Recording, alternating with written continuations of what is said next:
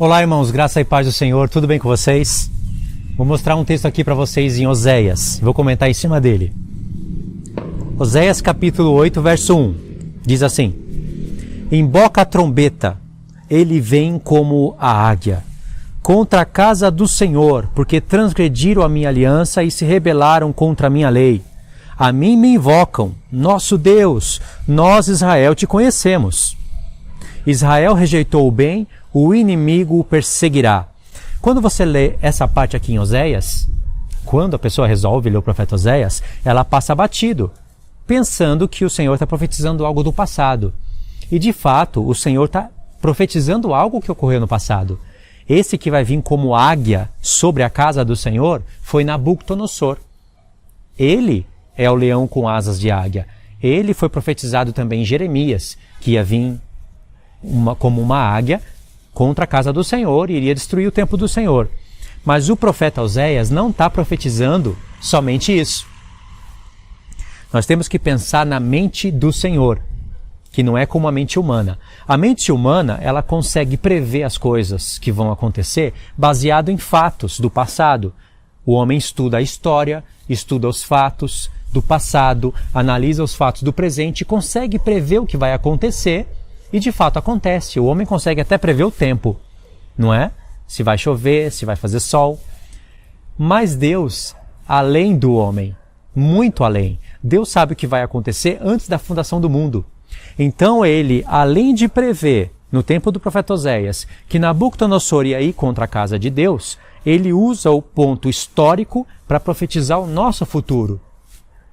Ou seja, o Senhor é poderoso para profetizar a vinda de Nabucodonosor contra Jerusalém, e através da vinda de Nabucodonosor contra Jerusalém, profetizar o tempo do fim. E assim ele prova os corações daqueles que estão estudando a profecia, para a gente não ficar falando coisas sem base nos profetas. Assim os profetas não perdem o seu valor, não viram somente fatos históricos, porque eu estou lendo aqui uma profecia de duplo cumprimento. Não por causa somente desses textos, mas por causa do contexto geral. Agora, quando se fala de trombetas, se fala de festa da lua nova, não é? A festa da lua nova era justamente no mês 7, dia 1, que profeticamente nos remete ao início da última semana. Faltam 3 festas para se cumprirem: trombetas, expiação e tabernáculos. Por isso que no Apocalipse tem justamente 7 trombetas. A última, no toque da última trombeta, aparece a Arca da Aliança. A Arca da Aliança foi vista, abriu-se o céu, né? E a Arca da Aliança foi vista, não foi vista pelos anjos, foi vista pelos que estavam na terra. E aí termina no tabernáculo de Deus. Então o Apocalipse tem esse pano de fundo das 3 festas: trombetas, expiação e tabernáculos. Agora, Oséias 5, verso 7 diz assim, ó: Aleivosamente se houveram contra o Senhor, porque geraram filhos bastardo. Agora a festa da lua nova os consumirá com as suas porções. O que quer dizer isso? A festa da lua nova os consumirá com as suas porções. Deus está falando para os filhos da nova aliança, para os filhos da luz, para os filhos da obediência, que entendem a palavra. A festa da lua nova, ela tem porções, ela tem toques de trombeta que vão trazer calamidade sobre a terra e vão ser tocadas pela própria igreja. E os que são desobedientes à palavra do Senhor, que é o que o Senhor está profetizando aqui no nosso tempo, eles vão sofrer as consequências das trombetas. Eles não vão estar tocando trombetas, eles vão estar sofrendo as consequências das trombetas. Aqui são os apóstatas, são as pessoas que vão fazer parte da marca da besta. Por isso que no verso 7 diz: Aleivosamente se houveram contra o Senhor, porque geraram filhos bastardo. Agora a festa da lua nova os consumirá com as suas porções. Não é trombetas? Olha só, verso 8. Tocai a trombeta em Gibeá, e em Ramá tocai a rebate. Isso daqui nos leva para outras porções da palavra. Levantai gritos em Bet-Even. Gritos aqui é justamente rebate, toque de trombetas em rebate. Cuidado, Benjamim. Verso 9. Efraim tornar-se-á em assolação no dia do castigo. Entre as tribos de Israel, tornei conhecido o que se cumprirá. Aí vai indo a profecia, vocês sabem onde vão chegar no capítulo 6, né? Então o capítulo 8, ele já tem uma porção profética para o tempo do fim, não profetizando somente Nabucodonosor vindo como águia, mas profetizando também o anticristo. Justamente, Nabucodonosor, antes de conquistar Jerusalém, ele foi para o sul e dominou o Egito. Houve guerra do norte contra o sul antes dele ir contra Jerusalém. O Senhor disse: eu coloco a minha espada nas mãos de Nabucodonosor e ele vai cortar o braço de Faraó. E ele dominou o Egito e foi para Jerusalém. E ali foi profetizado o grande dia da ira de Deus, não é? Nos contextos onde aparece Nabucodonosor conquistando o sul e Jerusalém. Deus aproveita para falar o tempo do fim, para nos mostrar, através de Nabucodonosor, o que vai acontecer no futuro, o que o anticristo deve fazer. O anticristo não se levanta no meio de 10 chifres e não guerreia contra 3? Significa que 3 dos 10 não está a favor dele, mas ele vai fazer guerra. E é profetizado no livro do profeta Daniel a guerra do reino do norte contra o reino do sul. Tá aí a tipologia. Por isso que o Senhor trabalha dessa maneira nos profetas. O que mais a gente poderia destacar aqui? No capítulo 10 tem algo sobre as festas. Por exemplo, olha Oséias 10, verso 11. Porque Efraim era uma bezerra domada, que gostava de trilhar. Coloquei o jugo sobre a sua formosura do seu pescoço. Atrelei Efraim ao carro, Judá lavrará, Jacó lhe desfará os torrões. Então eu disse: semeai para vós outros em justiça, cefai segundo a misericórdia. Arai o campo de pousio, porque é tempo de buscar o Senhor até que ele venha e chova a justiça sobre nós. Essa parte aqui que diz, até que ele venha e chova a justiça sobre nós, está no capítulo 1 e no capítulo 6. No capítulo 1, o Senhor ensina que os filhos de Israel sobem da terra como primícias. São linguagens profundas do profeta. E em Oséias 6, profetiza que o povo entenderia no futuro que eles fariam parte dessa colheita do Senhor. E eles até profetizaram: vinde, tornemos para o Senhor, porque ele nos despedaçou e nos sarará, fez a ferida e ligará. Depois de 2 dias nos dará a vida, ao 3º dia nos ressuscitará e viveremos diante dele. E a vinda dele será como a chuva sobre nós. Ou seja, o povo está entendendo tudo, profetizando tempos proféticos, está dizendo que eles são plantações e que o Senhor vai vir como chuva. E aqui é conexão. Só que aqui o Senhor está denunciando o povo rebelde. Aqui o Senhor disse para eles semearem segundo a justiça, e eles não fazem isso. Ou seja, eles também não vão ser colhidos para Deus como primícias. E aqui a profecia diz, a partir daqui, até que ele venha e chova a justiça sobre nós. Mas, para os perversos, olha o que o Senhor diz no verso 13. Araste a malícia, colheste a perversidade. Comeste o fruto da mentira, porque confiaste nos vossos carros e na multidão dos vossos valentes. Está profetizando coisas para o nosso tempo. Ok. Oséias 12. Olha só que coisa incrível. Eu vou buscar o texto aqui porque não está anotado. Verso 9, olha só. Mas eu, o Senhor, teu Deus... Oséias 12, verso 9. Mas eu sou o Senhor, teu Deus, desde a terra do Egito. Eu ainda te farei habitar em tendas, como nos dias da festa. Olha só o Senhor falando que vai fazer o povo habitar em tendas, como no dia da festa. Festa dos tabernáculos. E esse habitar em tendas é justamente quando o Senhor levará o seu povo para o deserto, para nos tirar desse sistema da marca da besta e para nos afastar dos olhos da vista da serpente, como está em Apocalipse 12. A esposa está indo para o deserto para ser sustentada durante 1260 dias, para ficar longe da vista dos olhos da serpente. Os olhos da serpente eu já tenho mostrado em vários vídeos o que é isso no nosso tempo. E aqui o Senhor está falando que vai fazer o seu povo habitar em tendas. Em Oséias 2, ele está falando mais coisas que nós vamos somar com isso. Logo após o Senhor ter falado isso, ele acrescenta no verso 10. Falei aos profetas e multipliquei as visões. Lembra? Os profetas?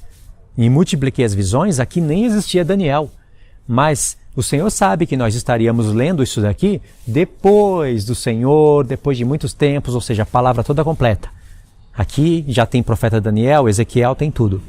Falei aos profetas e multipliquei as visões, e pelo ministério dos profetas propus símiles, parábolas, enigmas. Entendeu? O próprio Senhor está mostrando isso aqui em Oséias 12. Quando chega, se nós lêssemos Oséias 2, a partir do verso 14, diz assim: portanto, eis que eu a trairei e a levarei para o deserto, e lhe falarei ao coração, e lhe darei dali as suas vinhas e o vale de Acor por porta de esperança. Será ela obsequiosa como nos dias da sua mocidade e como no dia em que subiu da terra do Egito. Olha só o Senhor frisando muitas vezes a saída do Egito. Pode ver que em Apocalipse 12 o tempo do Egito está revivido. Até as pragas que o Senhor vai mandar sobre essa terra são semelhantes às pragas do Egito. As taças da ira de Deus, né? São bem semelhantes às pragas do Egito. Faraó é o Senhor do mundo e esse Egito é o mundo. Esse mundo é o Egito, né? Inverti a palavra. Esse mundo é o Egito. E aí o Senhor disse, 16, ele fala no verso 16, naquele dia, diz o Senhor, ela me chamará meu marido e já não me chamará meu Baal. Da sua boca tirarei os nomes dos Baalins e não mais se lembrará desses nomes. Naquele dia farei a favor dela aliança com as bestas feras do campo, com as aves do céu, com os répteis da terra, e tirarei desta o arco, a espada e a guerra, e farei o meu povo repousar em segurança. Olha só, o arco, a espada, a guerra, está falando dos cavaleiros de Apocalipse. Ele vai eliminar o ministério do anticristo, o ministério de guerra. Verso 19. Desposar-te-ei comigo para sempre, desposar-te-ei comigo em justiça e em juízo, em benignidade e em misericórdias. Desposar-te-ei comigo em fidelidade e conhecerás o Senhor. Naquele dia eu serei obsequioso, diz o Senhor, obsequioso aos céus e este à terra. A terra obsequiosa ao trigo, ao vinho, ao óleo, e estes a Deus semeia. Esse é o nome de Israel. Deus semeia. Semearei Israel para mim na terra, e compadecer-me-ei da desfavorecida. E a não meu povo direi, tu és meu povo, e ela dirá, tu és meu Deus. Para quem acompanha os vídeos, já sabe tudo o que está falando aqui. O Senhor está usando a parte literal, né, a chuva, a terra, a semente, a colheita, tudo para falar da obra do Filho dele. E até aqueles que vão subir da terra, porque aqui está falando, né? O Senhor vai ser obsequioso aos céus, os céus à terra, ou seja, ele vai dar ordem para que chova. E a terra vai ter que dar os seus frutos. E aí vai ter um casamento aqui. É o que ele falou em Oséias 1, a partir do verso 10. Resumidamente, né? Todavia, o número dos filhos de Israel será como a areia do mar, que não se pode medir e nem contar. E acontecerá que, no lugar onde se lhes dizia, vós não sois meu povo, se lhes dirá, vós sois filhos do Deus vivo. Os filhos de Judá e os filhos de Israel se congregarão e constituirão sobre si uma só cabeça, e subirão da terra, porque grande é o dia de Israel. Os filhos de Judá e os filhos de Israel subirão da terra. Primícias para Deus. Deus está interessado nos primeiros frutos. E o cabeça com eles. Porque grande é o dia que Deus semeia. Deus iria enviar o seu filho como o grão de trigo, e ele, morrendo, ia produzir muitos frutos e ia nos apresentar como primícias para Deus. O desfecho dessas profecias se encontra em Apocalipse 12, 13, 14, onde aparece os 144 mil, que fala justamente do povo de Deus como primícias. Não é um número literal, mas sim um número espiritual com muita base nas Escrituras. O número 144 mil não se originou no Apocalipse, caso você não saiba. Ele se originou no livro de Reis e no livro de Crônicas. Não aparece ali literalmente o número, mas a matemática dos sacerdotes nos fazem encontrar esse número. São sacerdotes sobre a casa de Deus, ministério da antiga aliança, que era a figura da nova. Eu prometi de falar disso no canal e ainda não falei, né? Mas eu vou falar, ok? Então olha só, como você pode ler o profeta Oséias de maneira completamente diferente. Como que eu consegui ter esse tipo de leitura dos profetas? Conhecendo a revelação das duas casas de Israel e continuando em conhecer. Tem pessoas que conhecem e param, mas tem que continuar em conhecer, prosseguir em conhecer. Conheci as festas e prosseguir em conhecer, porque você pode conhecer e ainda conhecer errado e ficar nisso. Mas se você prossegue em conhecer, você ajusta os erros que você comete e você ainda tem mais revelações e mais revelações para ensinar para os irmãos. É isso que o Senhor está falando em Oséias 6, por exemplo. Olha a linguagem do profeta, do Espírito Santo no profeta. Vinde e tornemos para o Senhor, porque Ele nos despedaçou e nos sarará, fez a ferida e ligará. Depois de 2 dias nos revigorará, nos dará a vida, e ao 3º dia nos levantará e viveremos diante dele. Já sabemos que profetiza a ressurreição de Cristo ao 3º dia, e a própria ressurreição de Cristo ao 3º dia profetiza toda a obra dele durante o 1º, o 2º e o 3º milênio, após a vinda dele, ou seja, o 5º, o 6º e o 7º milênio. Verso 3. Conheçamos e prossigamos em conhecer ao Senhor. Como a alva a sua vinda é certa, Ele descerá sobre nós como a chuva serôdia que rega a terra. Olha só. Logo após ter falado essa coisa incrível, diz, conheçamos e prossigamos em conhecer. Se você prossegue em conhecer, você prossegue em estudar todas as coisas que o Senhor tem te mostrado.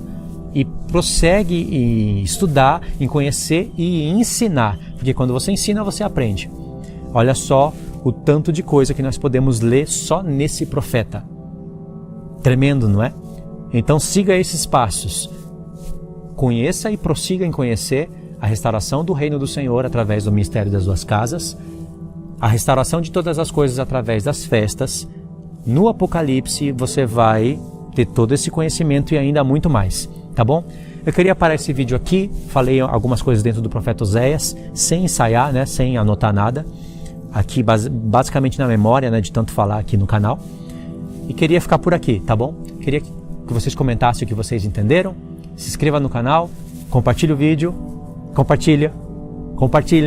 Eu falo isso, mas quase que as pessoas não compartilham o vídeo, É uma minoria que compartilha vídeos assim.